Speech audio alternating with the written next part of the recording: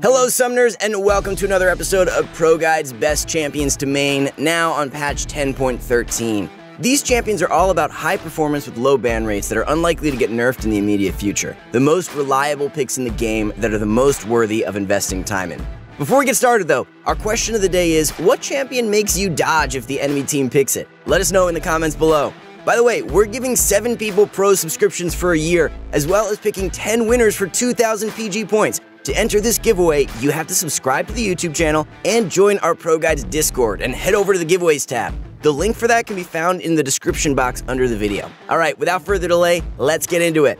To start off our list of 10.13 champs, we'll be looking at Quinn in the top lane. Quinn's been doing well for a while now, and that won't be changing on this patch. She wins most matchups and is exceptionally hard to deal with when used as a counterpick to bruisers and juggernauts. Thanks to her ranged attacks, she can bully almost any other champ out of lane, using her Q to further the harass, leaving an enemy unable to even fight back since they can't see what's going on. If an opponent tries to retaliate, Quinn can use her E to put some distance between them. These two abilities make Quinn incredibly frustrating to play against, and tilted opponents often force fights they can't win as a result. In case being unable to die 1v1 wasn't enough, her W's vision can sniff out ganks to keep the fight fair, at least to Quinn. Most ranged lane bullies in top lane like Teemo and Lucian snowball a lead, but are forced to continue splitting since they don't have mobility or CC to roam, and don't really offer much in a team fight. Quinn's ult sets her apart, letting her impact the rest of the map as she flies lane to lane, or invades the enemy jungle to push her lead into advantages for her allies. While the ult does damage when cancelled, the ability to have global presence with no cooldown is what makes Quinn such an incredibly strong pick. Speaking of global presence, Shen already had a pretty strong lane against most melee champs, and with the nerfs to Conqueror, he'll be even more dominant. If his opponent lets him get in range to use his E to taunt and start a fight, his trades can be incredibly oppressive, thanks to his passive shield and insanely strong Q-empowered auto attacks. In case that isn't enough to win a trade, his W blocks all auto attacks, so even when forced to hit him, opponents just don't damage the ninja. His high base damages as well as his tanky but damage-heavy build make him so oppressive, most enemies just sit back and are forced to give up farm to avoid getting bodied. But there are other lane bullies like Renekton and Darius, so what makes Shen so special? Just like Quinn, it's his ability to affect the map. His ult not only shields an ally globally, but teleports him to their side, meaning he can either port in and taunt threats away from a teammate in danger, or just serve as follow-up engage in a team fight. Do you like being a ranged lane bully but also want to be able to engage fights? Gnar is a 2-in-1 combo, with his adorable mini form harassing opponents from range and his hulking mega form jumping into fights to pummel opponents. While in his mini form, his playstyle will be almost like Quinn's, harassing opponents with ranged auto attacks and using Q's slow to either give chase or kite opponents. His W's percent base damage adds to this harass, and the movement speed from this also helps him when kiting or chasing down his laner. In case 2 abilities weren't enough, his E triples down on his already annoying kit, letting him hop away from or chase after his target. In Mega form, his option of kiting goes away as he becomes a melee bruiser with a huge boost to his damage and tankiness. His Q still slows, and combined with his new W, a short-range stun, gives him a way to stick to his opponents in his slower form. His E is still a jump that lets him further stick to his opponents. His ult is only able to be used at full rage or when already transformed into Mega Gnar, so learning to manage his rage is key. Once you do, focus on fighting in the jungle with plenty of terrain nearby, or comboing your ult with an ally that can make terrain, like Jarvan or Anivia, to land insane ults that can lock up the entire enemy team and win the fight. Here are those top lane builds for you one more time. Looking at the jungle now, Nunu is back after making our last top 3. His passive and Q combine to give him a very fast clear while remaining at full HP, giving him plenty of opportunity to snowball his way into lanes for ganks. If he catches anyone with his W, his E gives him sticky power, slowing and locking down enemies for his teammates to secure some easy kills. His ult has a variety of uses. It can be used as a powerful way to start a lane gank, to surprise enemies face-checking for vision, a zoning tool in teamfights, or just for additional tankiness thanks to the shield it grants. His healthy, clear, objective control, and high disruption in teamfights already earned him a spot on our previous list, and with the buffs to his AP ratios opening even more OP build paths, you should definitely be abusing him. Even if you plan on building full tank, invest in a Liandry's Torment somewhere in your build. If a tanky, objective controlling playstyle isn't your thing, try giving Xin Zhao a go. Being one of League's classic duelists, his simple yet effective kit has one speed: go in. His E's dash gives him a gap closer that slows, allowing him to tag his target with his W, further slowing if successful. With all this sticking power and thanks to his E's attack speed, he can quickly follow up with his Q's 3 auto attacks to knock up his opponent. This gives Xin insane dueling power as well as some of the best early game ganks in the game. His ult provides some unique strengths as well. Thanks to the knockback and zone of invulnerability from the outside, it lets him jump on a carry and isolate them for a quick pick even in the middle of a team fight. If you know an immobile squishy champ doesn't have flash for a team fight, you can use Xin almost like an assassin to one-shot them with almost no counterplay as the rest of the enemy team is split up. The combined dueling power of a bruiser and pseudo-tankiness from his ult makes Xin a great champ to pick up. Trundle has come back to reclaim a spot on this list, and for a number of reasons. His passive gives him insane sustain in the jungle, and combined with Triumph, heals him for a ton in teamfights, making him incredibly hard to bring down. His Q's AD stealing gives him an unfair advantage on 1v1s, and if taking their AD isn't enough, throwing down W for a huge boost to movement and attack speeds lets you beat them down harder, or escape from a bad situation. His E's pillar can be used to stop both fleeing enemies and those trying to engage, and with skillful use, the knockup can even stop dashes, like Zac trying to slingshot into your team. With his ult sapping a huge percentage of max HP and resistances, Trundle makes an enemy's tankiness his own, giving your team a window to melt even the thickest of frontliners. Be it stealing AD or sapping tank stats, Trundle's ability to take what the enemy has and make it his own makes him a strong, unique pick, with a focus on carrying by directly shutting down his opponents. Speaking of which, do you know how to shut down your opponents? Having troubles building leads or actually using them correctly? At ProGuides.com, our team of challenger-level coaches are instantly available to help you with that and more. We also have live classes from top-tier instructors like Mike Young, Irene, and Saskio, as well as full courses on different roles and champions from your favorite pro players like Double Lift. Be sure to head over and check us out to improve your skills and reach your goals for the season. Alright, now let's get back into this video. The jungle build should be back up on your screen right now in case you missed anything.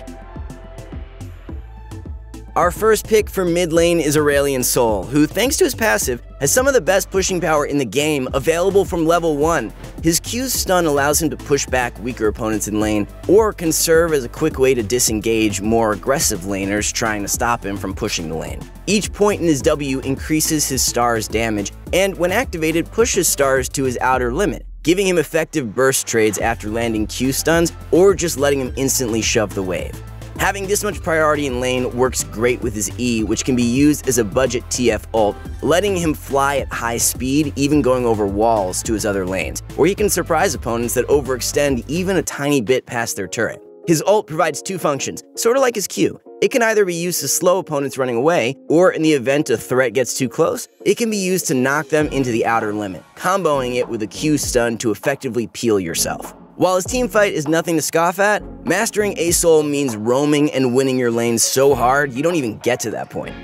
While traditionally a jungler, Nocturne actually has a lot of success when played mid. Between his passive and his Q, he has insane sustain and fast wave clear, and thanks to his Dusk Trail, no one can even step up to contest him. If the opponent is someone trying to sit back, harassing with spells from afar, his spell shield lets him shrug off some of that harass, and blocking an ability even doubles the passive attack speed, giving him even more pushing power. If the other laner ever makes the mistake of wandering too close, Nocturne's E gives him a way to punish, with the fear and movement speed letting him slice up his competition.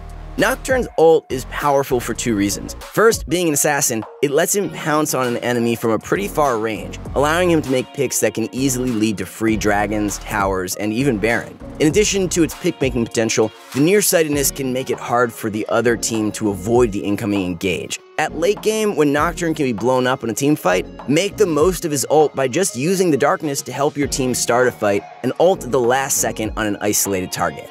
Our last mid laner for 10.3, Annie, is simple but has overtuned damage, making her a champ anyone can and should be using. Her passive stun can be used for quick trades in lane, allowing her to deal a burst of damage to her opponent without the risk of them trading back. Later in the game, she can easily land huge AoE stuns to start a fight with the CC engage of a tank, but the deadly damage to rival any other burst mage. Her Q is a plain single-target fireball that most serves to last hit in lane, refunding its mana cost and half its cooldown when she gets a last hit. Her W is her only wave clear, being a cone of fire that deals damage to everything a short distance in front of her. Both abilities are relatively short range, so only really use them to trade when passive stun is available.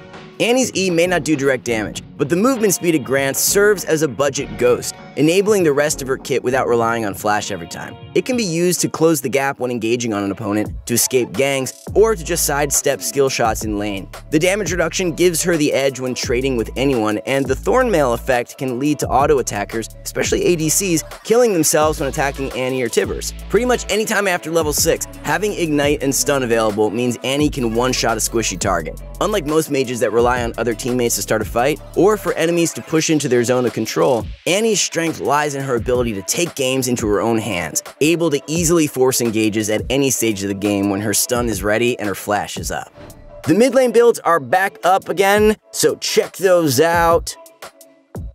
With utility and massive crits, our first spot for ADC goes to Jhin. His passive has a lot to it, but here's the TLDR. Jhin has limited attack speed and can only auto 4 times before having to reload, with the 4th shot being a crit that deals execute damage. His crits give him movement speed, and he gains a massive amount of attack damage over the course of the game, scaling with his levels, attack speed, and crit chance. This gives him a unique feel, and thanks to his execute, he can finish off even the tankiest of targets if they're below a certain threshold. His Q gives him strong pushing power, and if an enemy champ gets too close, even one bounce can be a huge chunk of damage. His W's root gives him a way to catch out careless opponents or to follow up on his allies' engage, making kill lanes especially dangerous. His traps can be useful in catching out opponents that step on them, but also serve to detect incoming ganks. Generally speaking, you want to take a good trade or 2 bot lane, then open up with ult to finish off opponents, since it does more damage to lower HP targets. But outside a lane phase, Jhin's ult can also be used to make picks on opponents and start fights, with its slow being a great way to help allies catch up and engage.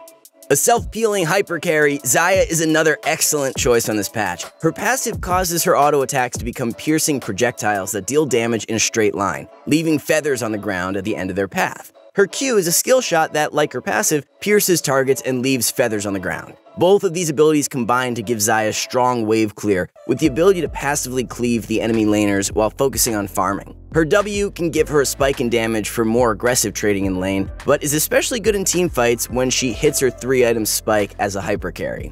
Xayah's E ties the rest of her kit together, making use of her feathers on the ground to damage and root opponents. This can be used as a way to catch an enemy off guard, to start fights, to follow up on an ally's engage, or to prevent an enemy's attempt at forcing a fight. Her ult, much like her E, can be used to engage fights, providing an instant AoE root, but is usually used as the ultimate safety net, since it makes her untargetable for a couple of seconds, making her immune to even the scariest of dive attempts. With her hyper carry damage, untargetable ult, and potential to root an entire team, Xayah is a self-sufficient marksman that can easily carry fights. If you want to trade out safety and become a carry machine, Twitch is the pick for you. His Q stealth can be used to make picks, but more importantly gives him the chance to position perfectly for a team fight, and has the added bonus of granting him bonus attack speed. Rather than auto-attacking, the best way to break stealth is to lead with W to slow enemies that are either trying to approach him or flee from his attacks. Once an enemy has full stacks of poison, activating E can provide an extra burst of damage to finish them off. Twitch's ult is what pushes him ahead as one of the highest damage hyper carries in the game. With a few items, the bonus AD and piercing auto attacks can shred entire enemy teams, so making it past his somewhat tough early lane can be well worth it. The bot lane builds are on display one more time for you. Moving on to support, we'll start with Janna. With Lulu and Yuumi rising in popularity, Janna is flying under the radar while performing well. While most enchanters are prone to being all-in, Janna is able to negate that with her Q's knockup, preventing threats from ever reaching her or her carry. Her W gives her a strong way to poke out enemy laners, and as the game goes on, the huge slow can be used in both chasing and kiting opponents. Her shield not only blocks incoming damage, but also provides AD, essentially giving an ADC a full item's worth of damage at late game. While mostly used to shove threats away from herself and carries, Janna's ult also provides a powerful heal over time, and timing it right can turn a bad fight around, or just heal up the entire team when trying to siege down a turret. Her consistent yet powerful peeling, shielding, and healing make Janna an excellent first choice when it comes to picking a support. Another enchanter, Sona, is also very strong but going unnoticed. While most enchanters focus on buffing and healing a single carry, Sona's passive lets her support her whole team as long as they fight within her auras. Her Q gives her some poke in lane and provides teammates with a buff to their next auto attack, with the power cord it provides being a huge spike in damage. Her W lets her heal up an ally and provides a shield to everyone in the aura, making it especially good at preventing AoE damage. And the power cord makes her exceptionally good at shutting down an enemy threat, reducing their damage significantly for a few seconds. Her E helps her team to engage or escape threats, like a very low cooldown budget Sivir ult, with that power cord slowing enemies. Sona's ult can be used defensively to peel, but also serves the dual purpose of layering extra CC onto allies engage, potentially setting up a wombo combo for an easy teamfight win. Rather play frontline rather than supporting from the back? Well, finishing off our list, Galio is a powerful engaged champ with semi-global presence and tons of CC. Even though he's a melee champ, his Q gives him an option for ranged trading as well as pushing power. Even against ranged opponents, his E lets Galio close the distance. Landing his knockup and following it up with a charged taunt not only does a ton of damage, but also locks down any enemy long enough for Galio's lane partner to follow up and secure the kill. Galio's ult is what really makes him shine in teamfights. Whether it's being used to counter the other team's engage or to follow up on his own team going in, his ult's massive AoE knockup makes it easy to land his other CC, locking down opponents and protecting carries at the same time. As an added bonus, all allies in the area get his passive magic shield, making him an especially good counter to threats like Katarina, Vlad, and Karthus. And finally, the support builds are back up for one more look. Thank you so much for watching, guys. We hope you enjoyed this video along with the rest of our patch 10.13 series. Once again, let us know in the comments which champion makes you dodge games. We really love seeing all of your responses. See you all next time, and good luck on the Rift.